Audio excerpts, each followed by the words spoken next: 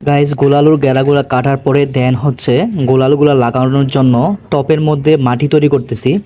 দেখতেছেন প্রথমে হচ্ছে এখানে এই টপের 3 ভাগের 2 ভাগ হচ্ছে এখানে জৈব সার দিব, মানে হচ্ছে আপনার গোবর মাটি দিয়েছি।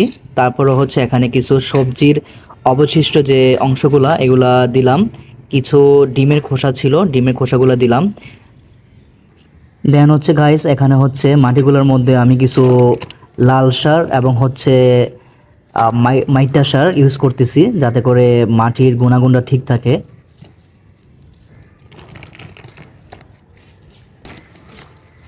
গাইস সারগুলো দেওয়ার পরে দেন হচ্ছে মাটির উপরে মাটি দিয়ে দিলাম, মাটি দিয়ে এগুলোকে মাটিটাকে সমান করে দিলাম।